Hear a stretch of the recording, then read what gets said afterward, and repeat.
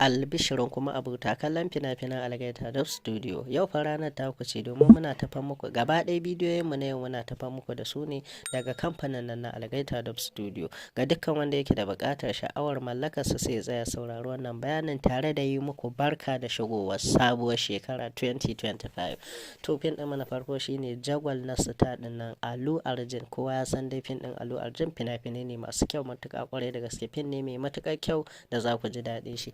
Tare da shi muna da tare da fin ɗin Kwamishe Su, shi ma daga kamfanin nan na Algaita Dub Studio. A tare da shi akwai Jami'in Kariya, shi ma daga Algaita na Jarumi Bije Talafati. Fin ne mai matuƙar kyau kuma fin ne da ba ku ji daɗin shi. A tare da shi muna tafa muku da fin ɗin Kitimurmura na Star ɗin nan Shankar, shi ma daga Algaita Dub Studio. Sannan a tare da shi muna tafa muku da Ƙarfin Jari, shi kuma na babbar 'yar kasuwa. Kafin ɗin nan ya yi kyau ƙwarai da gaske, an sha abubuwa dai da yawa sai wanda ya gani. A tare da shi muna tafa muku da fin ɗin Raj Tiyagas kenan.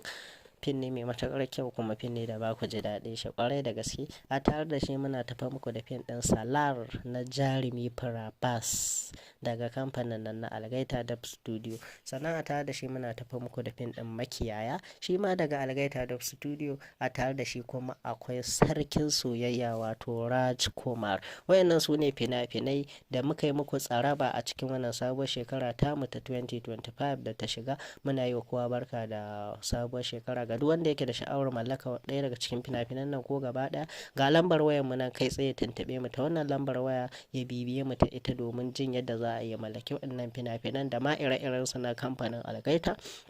Sannan ga duk wanda yake da sha'awar kula kasuwanci da mu, shi ma zai iya bibiya mu ta wannan lambar waya kai tsaye ya ce yana da buƙata domin mallakar fina-finai da dai sauransu. Mun gode.